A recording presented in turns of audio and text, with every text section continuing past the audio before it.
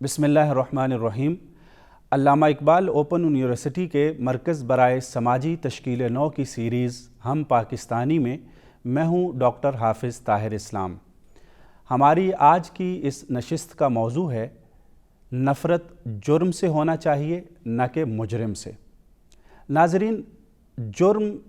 انسانی معاشرے کا ایک ایسا عنصر ہے جو کبھی بھی پوری طرح ختم نہیں ہو سکتا۔ ضرورت اس بات کی ہے کہ اس کے محرکات اور اسباب کو سمجھا جائے اور انہیں دور کرنے کی کوشش کی جائے، اور ایک ایسا لائحہ عمل اختیار کیا جائے جس سے ہم معاشرے سے جرائم کو کم سے کم کر سکیں۔ آج کی اس گفتگو میں سب سے پہلے ہم یہ دیکھیں گے کہ جرم کے محرکات کیا ہیں۔ کسی بھی سوسائٹی میں جرم کیوں پیدا ہوتا ہے، کیوں جنم لیتا ہے، اور مجرم کس طریقے سے معاشرے میں پیدا ہوتے ہیں۔ اس سلسلے میں ایک بات تو یہ سمجھنے کی ہے کہ ہمارے یہاں جرم کو صرف قانونی پہلو سے لیا جاتا ہے، حالانکہ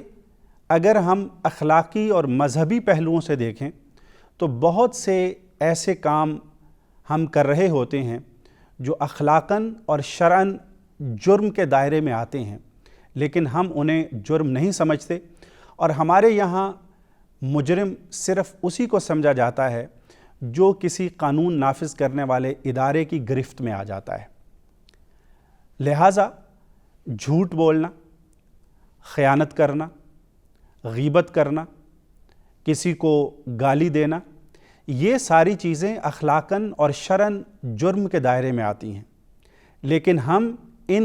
امور کو جرم نہیں سمجھتے، جو کہ درست رویہ نہیں ہے۔ اور اگر ہم اس حقیقت کو اچھی طرح جان لیں تو مجرم کے تعلق سے ہماری سوچ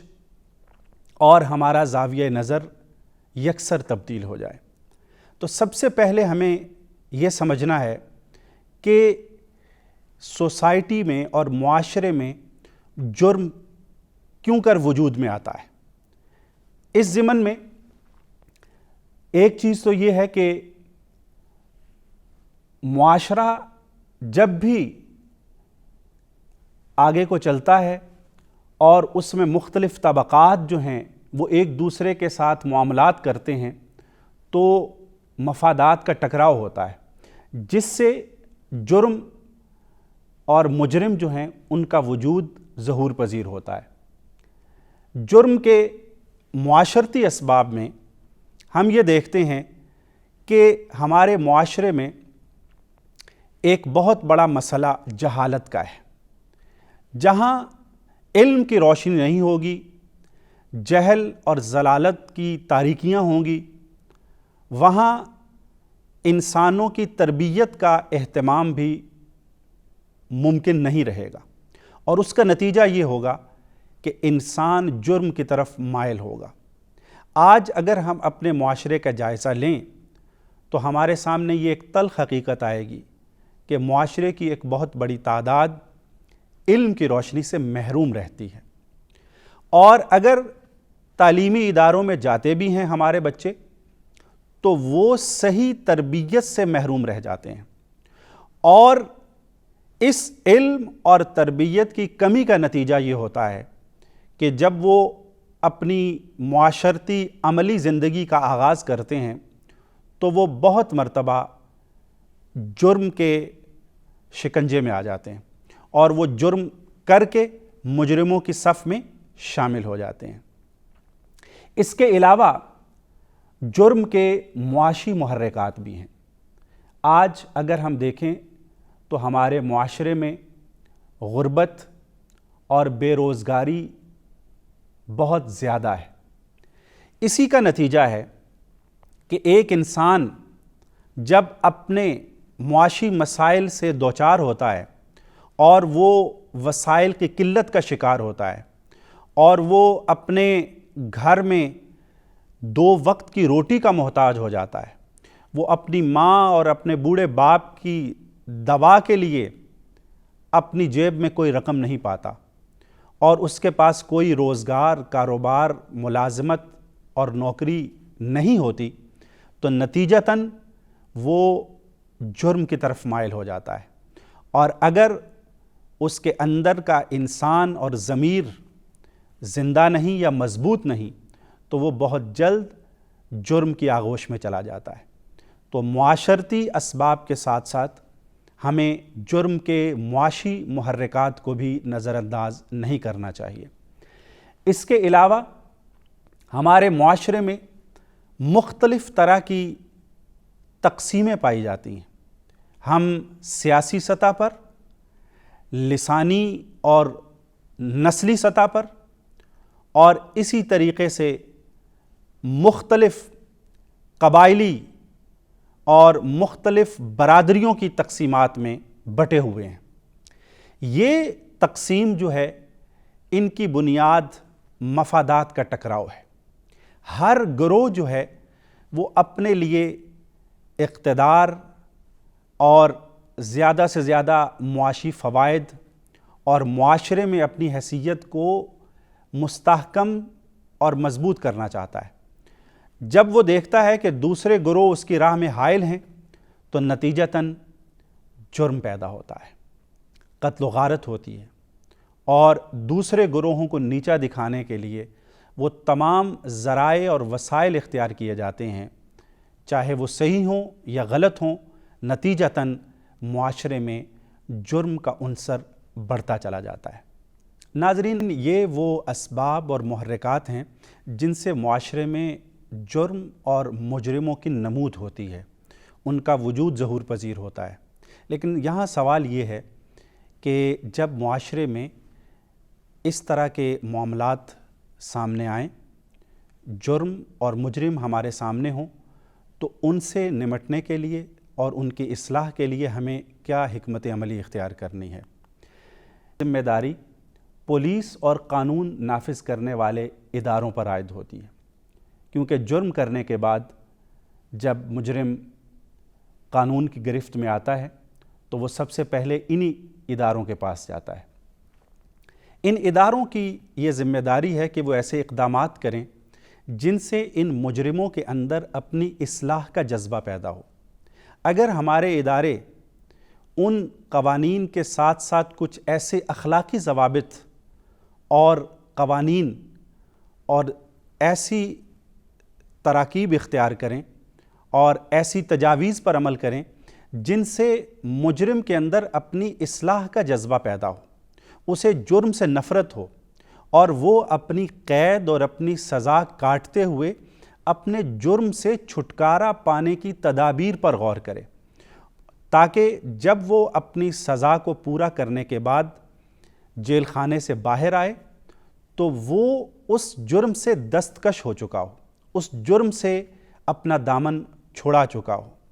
اس کے لیے ان اداروں کو جیلوں کے اندر، تھانوں کے اندر اور جہاں پر بھی ان مجرموں کو رکھا جاتا ہے، ایسا ماحول پیدا کرنے کی ضرورت ہے جس میں ان کی اخلاقی تربیت ممکن ہو سکے۔ وہاں پر ایسی فضا قائم کرنے کی ضرورت ہے کہ ان انسانوں کے اندر جو مختلف وجوہات کی بنا پر جرم کا شکار ہو گئے ہیں، وہ اپنے اس جرم سے نفرت کریں، اور باہر آنے کے بعد اپنی سزا اور قید کاٹ لینے کے بعد وہ معاشرے کے لیے ایک مفید شہری بن سکیں۔ اس کے بعد دوسرے درجے میں اہل خاندان کا کردار آتا ہے، اور ان کا کردار بہت زیادہ اہم ہے، اس لیے کہ اس سزا یافتہ مجرم کو اپنے خاندان ہی میں رہنا ہوتا ہے۔ اگر اہل خاندان اس کے ساتھ حقارت کا رویہ اپنائیں گے، اس کی بے عزتی کریں گے، اس کی عزت نفس کو ٹھیس پہنچائیں گے اور اسے اس جرم کے طعنے دیں گے، تو وہ کبھی بھی اپنی اصلاح پر آمادہ نہیں ہوگا، بلکہ وہ لاشعوری طور پر ایک ضد میں آ کر جرم کی طرف واپس راغب ہونے کے بارے میں سوچے گا۔ اور بہت دفعہ ہم ایسا دیکھتے ہیں کہ جن مجرموں کے خاندان اور برادری کے لوگ پورے طور پر ان کو سپورٹ نہیں کرتے، ان کا ساتھ نہیں دیتے، ان کی ڈھارس نہیں بناتے، ان کو حوصلہ نہیں دیتے اور ان کو پورے طور پہ معاشرے میں دوبارہ سے کارآمد بنانے کے لیے ذہنی اور شعوری کاوش نہیں کرتے، ہم یہ دیکھتے ہیں کہ وہ لوگ جرم کی دلدل میں پھنستے چلے جاتے ہیں اور بعض اوقات ایک معمولی جرم کرنے والا بعد میں ایک بہت بڑا اور عادی مجرم بن جاتا ہے۔ اس لیے اہل خاندان کو اس کو نارمل زندگی پر لانے کے لیے یہ احساس نہیں دلانا چاہیے کہ اس نے یہ جرم کیا ہے، بلکہ اسے مختلف ایکٹیویٹیز میں شامل کرنا چاہیے۔ اگر اس کے پاس روزگار نہیں ہے تو مالی طور پر اور معاشی طور پر اس کو سپورٹ کر کے اسے روزگار دلوانے کی کوشش کرنی چاہیے اور اس کے بیوی بچوں کا بھی خیال رکھنا چاہیے اور اخلاقی طور پر اس کو جو ہے وہ مضبوط سے مضبوط تر بنانا چاہیے۔ اگر اہل خاندان اپنا یہ کردار ادا کریں جو کہ بہت بڑا کردار ہے اور بہت مرکزی کردار ہے، تو بہت زیادہ امید ہے کہ مجرم اپنی اصلاح کر لے گا اور دوبارہ سے ایک نارمل زندگی کی طرف لوٹ آئے گا۔ ناظرین، اس ضمن میں اہل محلہ اور اہل علاقہ کا کردار بھی بہت اہمیت کا حامل ہے۔ ہمارے یہاں یہ دیکھا جاتا ہے کہ اگر کوئی شخص کسی جرم کی پاداش میں کچھ مہینے یا سال جیل میں گزار لیتا ہے تو وہ جب واپس آتا ہے تو اہل علاقہ اس سے ایک اچھوت کا سا برتاؤ کرتے ہیں۔ دکاندار اس کو سودا دینے پر راضی نہیں ہوتے، اگر اسے مکان یا رہائش کرائے پر درکار ہو تو محلے میں کوئی اپنا مکان اس کو کرائے پر دینے کو تیار نہیں ہوتا اور کوئی اس کو اپنے گھر میں بٹھانے کو، اس سے ملنے کو، اس سے بات چیت کرنے پر بھی تیار نہیں ہوتا اور اس کو یہ احساس دلایا جاتا ہے اور ایسی نظروں سے دیکھا جاتا ہے کہ گویا کہ وہ بہت ہی کوئی خطرناک اور قابل نفرت انسان ہے۔ اس کا نتیجہ کیا ہوتا ہے کہ اس انسان میں ایک رد عمل کی کیفیت پیدا ہو جاتی ہے، نتیجتاً وہ اس قدر رد عمل میں آتا ہے اور اس قدر اس رویے پر ناراض اور ناخوش ہو جاتا ہے کہ وہ یہ سوچتا ہے کہ اگر کسی کو مجھ سے دلچسپی ہی نہیں ہے اور سبھی مجھ سے نفرت کرتے ہیں تو پھر مجھے ان سے کوئی غرض نہیں ہے۔ چنانچہ وہ مجرموں کو ڈھونڈتا ہے اور جرائم پیشہ گروہوں کا وہ حصہ بنتا ہے، وہ اسے ہاتھوں ہاتھ لیتے ہیں، نتیجتاً اس کے جرائم میں مسلسل اضافہ ہوتا چلا جاتا ہے اور وہ معاشرے کا حصہ بننے کے بجائے معاشرے کو تباہ و برباد کرنے والے عناصر اور گروہوں کا ایک جز بن جاتا ہے۔ لہٰذا اہل محلہ اور اہل علاقہ کو ایسے لوگ جو کسی وجہ سے جرم کا شکار ہو جائیں انہیں اپنے ساتھ شامل کرنا چاہیے، اپنے ساتھ بٹھانا چاہیے، ان کی عزت نفس کو ٹھیس نہیں پہنچانا چاہیے۔ اگر اس کو ضرورت ہے تو اس کو آپ سپورٹ کریں، اس کو ساتھ لیں، اس کے ساتھ بیٹھیں، اس کے ساتھ بات چیت کریں، اس کی کاؤنسلنگ کریں، اس کی ذہن سازی کریں تاکہ وہ اپنے اس تاریک ماضی سے دامن چھڑا سکے۔ اگر اہل محلہ، اہل علاقہ اور اس کی گلی کے لوگ اس کے ساتھ محبت کا، ہمدردی کا اور نرمی اور الفت کا برتاؤ کریں گے تو یقیناً وہ انسان کبھی بھی دوبارہ جرم کی طرف مائل ہونے کے متعلق نہیں سوچے گا۔ ناظرین، ان تمام گروہوں کے ساتھ ساتھ ہمارے کچھ سیاسی اور سماجی ادارے بھی ہیں۔ سیاسی اداروں میں مثلاً ہمارے بلدیہ کے نمائندے ہیں، ہماری یونین کونسلز ہیں، ہمارے کونسلرز ہیں، ہمارے ناظمین ہیں۔ ان کا سماجی سطح پر اور سیاسی سطح پر لوگوں سے ایک بڑا گہرا تعلق ہوتا ہے۔ لوگ اپنی ضروریات کے لیے ان کی طرف رجوع کرتے ہیں، اپنے مسائل کے لیے ان کے پاس جاتے ہیں اور انہیں بھی اپنی سیاسی ضروریات کے لیے ان کی سپورٹ کی ضرورت ہوتی ہے۔ نتیجتاً ان دونوں کا ایک بڑا گہرا تعلق وجود میں آتا ہے۔ اگر ہمارے یہ سیاسی نمائندے، جن کا ایک اثر و رسوخ بھی ہوتا ہے اور ان کی اس سیاسی حیثیت کی وجہ سے ان کا معاشرے میں ایک احترام بھی ہوتا ہے، لوگ ان کی بات کو سنتے ہیں، اگر ایسے لوگ جرائم کی سزا کاٹ کر آنے والے لوگوں کو اپنے قریب کریں اور انہیں سمجھانے کی کوشش کریں، اور اپنے اس سیاسی مرتبے کی بنیاد پر انہیں کسی روزگار کو فراہم کرنے میں اگر مدد فراہم کر سکیں اور اس کو کوئی روزگار لگوا دیں، کسی ادارے میں ان کو ملازم لگوا دیں، تو اس سے وہ شخص جو ہے جب معاشی طور پر آسودہ حال ہوگا اور اس کے گھر کا چولہا جلے گا، اس کے بچوں کی فیس کے لیے اس کے پاس رقم آ جائے گی، اس کے والدین کی دوا اور علاج کے لیے اس کے پاس وسائل ہوں گے، تو وہ اپنے جرم کو بالکل بھول کر ایک ذمہ دار شہری کا روپ اختیار کر لے گا۔ اس کے ساتھ ہمارے سماجی اداروں میں ہمارے معلم اور ہمارے مذہبی رہنما بھی بڑا اہم کردار ادا کرتے ہیں۔ مسجد کے خطیب اور امام، تمام علاقے میں ان کا احترام ہوتا ہے، منبر پر ان کی بات سے سینکڑوں لوگ مستفید ہوتے ہیں۔ ان کی باتیں چونکہ مذہب سے ماخوذ ہوتی ہیں اور قرآن مجید اور سیرت پاک کے واقعات پر مشتمل ہوتی ہیں، لوگ عقیدت سے ان کی بات کو سنتے ہیں اور انہیں قبول کرنے کی کوشش بھی کرتے ہیں اور ان پر عمل پیرا ہونے کی کوشش بھی کرتے ہیں۔ اگر ہمارے ائمہ مساجد، ہمارے خطباء اور ہمارے مبلغین اور منبر و محراب کے یہ وارث ہمارے اہل علم معاشرے کے ان عناصر کو گلے سے لگائیں اور انہیں اپنے قریب کرنے کی کوشش کریں، انہیں مسجد میں نماز پڑھنے پر آمادہ کریں اور ان کے مسائل پوچھ کر ان کے حل کرنے کی کوئی تجویز ان کو دے سکیں، چونکہ بہت سے ایسے لوگ بھی ان کے حلقہ اثر میں ہوتے ہیں جو اس طرح کے لوگوں کی مالی مدد بھی کر سکتے ہیں اور ان کو سپورٹ کر سکتے ہیں۔ تو اگر ہماری مسجد اور اس کا منبر ایک ایکٹیو رول ادا کرے، ایک فعال کردار ادا کرے، تو یقیناً ہم اپنے معاشرے میں پیدا ہونے والے اس طرح کے چھوٹے موٹے مجرموں کی اصلاح سماجی سطح پر کر سکتے ہیں۔ اس کے ساتھ مثلاً اساتذہ ہیں، اسکول کے معلم ہیں، کالجز کے اساتذہ ہیں، وہ اپنی جس کمیونٹی میں رہائش پذیر ہوتے ہیں وہاں ان کا احترام ہوتا ہے، کیونکہ تعلیم کا جو شعبہ ہے وہ بڑا قابل احترام اور بہت ہی معزز شعبہ ہے۔ تو ان لوگوں کو بھی، ایسے لوگوں کو اپنے قریب کرنا چاہیے اور ان کی ڈھارس بندھانی چاہیے اور ان کو جو ہے وہ مختلف مشورے دینا چاہیے اور جہاں تک ممکن ہو سکے ان کی سپورٹ کرنی چاہیے۔ ناظرین، یہ وہ شعبہ ہے اور پہلو ہے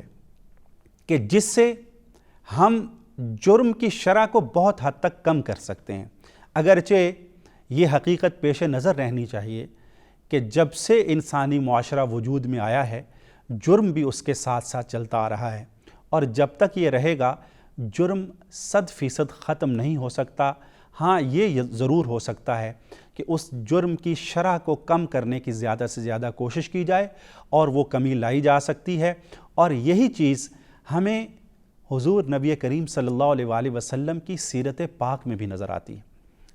ایک آدھ واقعہ آپ کی خدمت میں پیش کرتا ہوں کہ نبی کریم صلی اللہ علیہ وآلہ وسلم نے ہمیشہ غلط کاروں اور خطا کاروں کی اصلاح فرمائی ہے۔ ایک مرتبہ مسجد نبوی میں رسول اللہ صلی اللہ علیہ وآلہ وسلم اپنے اصحاب گرامی کے ساتھ تشریف فرما تھے، تو کوئی دیہات سے ایک شخص آئے اور انہوں نے مسجد میں بیٹھ کر پیشاب کرنا شروع کر دیا۔ صحابہ کرام ان صاحب کو مارنے کے لیے دوڑے، تو نبی کریم صلی اللہ علیہ وسلم نے ان کو روک دیا، منع کر دیا اور فرمایا کہ نہیں، اس کو یہ اپنی ضرورت پوری کر لینے دو۔ جب وہ اس سے فارغ ہو کر نبی کریم صلی اللہ علیہ وسلم کی خدمت میں حاضر ہوئے تو آپ علیہ السلام نے بڑی نرمی کے ساتھ ان کو سمجھایا کہ بھائی، مساجد ان کاموں کے لیے نہیں ہیں، مساجد ذکر کے لیے اور اللہ کی عبادت کے لیے ہیں۔ وہ صاحب مسلمان ہوئے اور وہ کہتے ہیں کہ میں نے نبی کریم صلی اللہ علیہ وآلہ وسلم سے بڑھ کر شفیق اور مہربان کوئی نہیں دیکھا۔ تو غلطی کی اصلاح کا طریقہ کار یہ ہونا چاہیے۔ اسی طرح ہمیں نظر آتا ہے کہ رسول اللہ صلی اللہ علیہ وسلم نے توبہ کی ترغیب دلائی اور یہ فرمایا ہے کہ جو شخص توبہ کر لیتا ہے وہ ایسے ہو جاتا ہے کہ جیسے اپنی ماں کے پیٹ سے اس نے جنم لیا ہے۔ مطلب یہ کہ وہ بالکل پاک اور صاف ہو جاتا ہے اور وہ فطرت پر واپس آ جاتا ہے۔ ایک مرتبہ کسی کو سزا کے طور پر سنگسار کیا گیا، صحابہ جب ان کو پتھر مار رہے تھے تو ان کے خون کے چھینٹے کسی صحابی کے کپڑوں پہ لگ گئے، تو ان کے منہ سے یہ نکلا کہ اللہ اس کو ہلاک کرے، یا اس کو کوئی برا بھلا کہا۔ رسول اللہ صلی اللہ علیہ وآلہ وسلم کو جب یہ الفاظ آپ کی سماعتوں میں پہنچے تو آپ علیہ السلام نے فرمایا کہ یوں نہ کہو، تمہیں معلوم نہیں ہے کہ اس شخص نے جو توبہ کی ہے اگر وہ توبہ مدینہ کے تمام لوگوں پر تقسیم کر دی جائے تو ان کے لیے کافی ہو جائے گی۔ مطلب یہ ہے کہ اس نے اتنی سچی توبہ کی ہے کہ اپنے جرم کی سزا کو قبول کیا ہے اور اس سزا کو کاٹا ہے، تو اس کے نتیجے میں اللہ تعالیٰ نے اس کی توبہ کو قبول فرما کے اس کو بالکل پاک صاف کر دیا ہے۔ لہٰذا ہمارا مجرموں کے بارے میں رویہ یہی ہونا چاہیے کہ انہوں نے اپنی سزا کاٹ کر اپنی اصلاح کی طرف قدم بڑھایا ہے، اور ہمیں دوبارہ سے انہیں معاشرے کا ایک سنجیدہ، باوقار اور مفید شہری بنانے کے لیے خوش آمدید کہنا چاہیے۔ ناظرین، ایک اس کے ساتھ ہی چھوٹا سا نقطہ ہے اور موضوع ہے، اور وہ یہ کہ معاشرے میں اشتعال انگیز اور نفرت انگیز جو سرگرمیاں ہیں، کسی خاص کمیونٹی، تنظیم یا سیاسی اور مذہبی گروہ کے بارے میں جب آپ کوئی ایسی اسٹیٹمنٹ دیتے ہیں، آپ کوئی ایسا بیان جاری کرتے ہیں جس میں اس کے متعلق نفرت کا پیغام ہوتا ہے، آپ اس کو غدار وطن قرار دیتے ہیں، آپ اس کو کافر اور مرتد کہتے ہیں، آپ اسے گستاخ رسول ڈکلیئر کرتے ہیں، تو اس سے آپ اس شخص یا اس کمیونٹی کے بارے میں دوسرے لوگوں کے جذبات کو مشتعل کر رہے ہیں، آپ ان کو اشتعال دلا رہے ہیں، اور یہ چیز امن عامہ کے لیے انتہائی تباہ کن ہے۔ اس سے قومی وحدت کا خاتمہ ہوتا ہے اور معاشرتی، مذہبی اور سیاسی تفریق میں اضافہ ہوتا ہے۔ نتیجتاً معاشرہ جو ہے وہ بدامنی کا شکار ہو جاتا ہے۔ اس ضمن میں ہمیں جو اقدامات کرنے ہیں جن سے ہم اشتعال انگیز کارروائیوں میں کمی لا سکتے ہیں، معاشرے میں امن لا سکتے ہیں، سماج میں ایک ایسا ماحول اور فضا قائم کر سکتے ہیں جس میں دوسروں کے لیے احترام، محبت اور ہمدردی کے جذبات ہوں، تو وہ چند اقدامات آپ کی خدمت میں عرض کرتا ہوں۔ سب سے پہلی بات یہ ہے کہ ہمیں اختلاف رائے کا احترام سیکھنا ہوگا۔ اس پر ایک مستقل ایپیسوڈ آگے آئے گا، لیکن یہاں اشارتاً یہ بات کرنا مناسب ہے کہ ہمیں اپنے سے مختلف رائے رکھنے والوں کو بھی سننا ہے اور اپنے اندر تحمل اور برداشت پیدا کرنی ہے کہ ہم مختلف آراء کو سنیں اور ان پر غور و فکر کریں، اور اگر ان میں کوئی صداقت اور مثبت بات موجود ہے تو اس کو قبول کرنے کا جذبہ پیدا کریں، اور بالفرض اگر ہم اسے درست نہیں بھی سمجھتے اور ہم اس سے مختلف رائے رکھتے ہیں تو بھی ہمیں دوسرے کو یہ حق دینا چاہیے کہ وہ بھی اپنی بات پیش کر سکے۔ اس کے علاوہ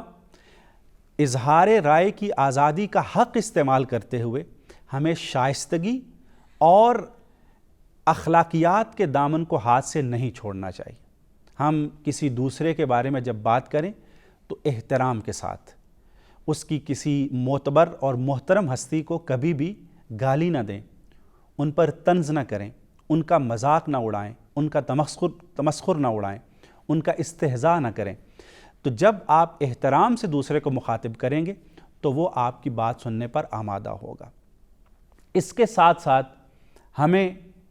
اپنے میڈیا کو، جو کہ رائے سازی کا ایک بہت بڑا ذریعہ ہے، لوگوں کے ذہنوں کو مختلف نظریات کا قائل کرنا یہ میڈیا کا کام ہے۔ اگر میڈیا پر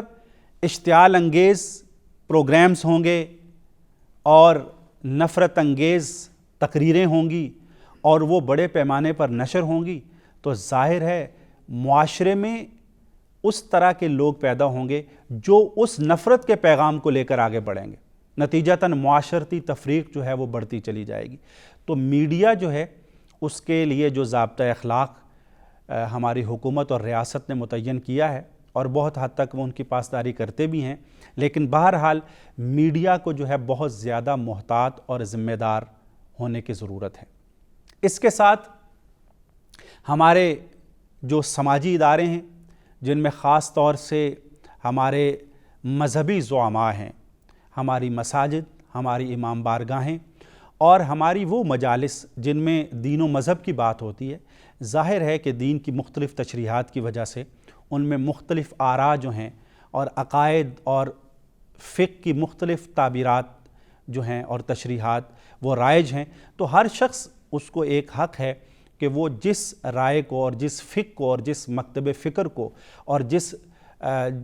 مذہب اور مسلک کو درست سمجھتا ہے وہ اس پر عمل کرے اور اپنا پیغام دوسروں تک پہنچائے، لیکن ان کو یہ چاہیے کہ وہ دوسروں فرقے کے بارے میں، دوسرے کسی شخصیت کے بارے میں جب بھی بات کریں تو وہ احترام اور شائستگی اور ان تمام اخلاقی ضوابط کا خیال رکھیں جو کہ ہمارے دین نے ہمیں سکھائے ہیں۔ ہمارے دین کی تعلیم کیا ہے؟ وہ یہ ہے کہ جو مشرکین ہیں ان کے بتوں کو گالی نہ دو۔ کیوں؟ اس لیے کہ نتیجتاً وہ تمہارے خدا کو گالی دیں گے۔ تو اگر ہم کسی دوسرے کے پیشوا کو برے القاب سے یاد کریں گے، اس کا مذاق اڑائیں گے تو نتیجتاً وہاں سے رد عمل آئے گا اور پھر ہماری شخصیات کے بارے میں بھی ایسی ہی باتیں ہمیں سننے کو ملیں گی۔ تو مذہبی اسٹیج جو ہے، ہمارے علماء، خطباء، مبلغین، ان کی یہ بہت بڑی ذمہ داری ہے کہ وہ معاشرے میں نفرت انگیز اور اشتعال انگیز جو چیزیں ہو سکتی ہیں، تقریریں ہو سکتی ہیں، باتیں ہو سکتی ہیں، ان سے یکسر گریز کریں اور ایسے موضوعات کو سامنے لائیں جو ہمارے معاشرتی، ہمارے اخلاقی، ہمارے عملی اور ہمارے سماجی مسائل سے متعلق ہوں اور ان کے بارے میں جو دین کا ایک رہنمائی کا رویہ ہے وہ ہمارے سامنے پیش کریں۔ اس کے علاوہ ہماری ریاست اور حکومت کو بھی قوانین کے نفاذ کو یقینی بنانا ہوگا۔ یہ دیکھا گیا ہے کہ بہت مرتبہ نفرت انگیز اور اشتعال انگیز باتیں ہوتی ہیں لیکن ان لوگوں کے خلاف وہ مؤثر کارروائی نہیں ہو پاتی اور وہ عناصر جو ہے اور وہ جتھے مضبوط سے مضبوط ہوتے چلے جاتے ہیں اور نتیجتاً انتشار پھیلتا چلا جاتا ہے۔ تو اگر قوانین کو مؤثر طور پر نافذ کیا جائے تو انشاءاللہ اس میں کمی لائی جا سکتی ہے۔ ناظرین، ہماری ذمہ داری یہی ہے کہ ہم اس وطن عزیز کو ایک پرامن اور ترقی یافتہ ملک اور معاشرہ بنانے کے لیے اس پیغام کو زیادہ سے زیادہ عام کریں کہ ہمیں ایک دوسرے کی رائے کا احترام کرنا ہے اور جو بھی کسی جرم کا شکار ہو جائے اور وہ جرم کر بیٹھے اسے اس جرم سے دور کر کے دوبارہ سے اپنی سوسائٹی کا ایک مفید اور معزز شہری بنانا ہے۔ اللہ تعالی ہمارا حامی و ناصر ہو۔ پاکستان پائندہ باد۔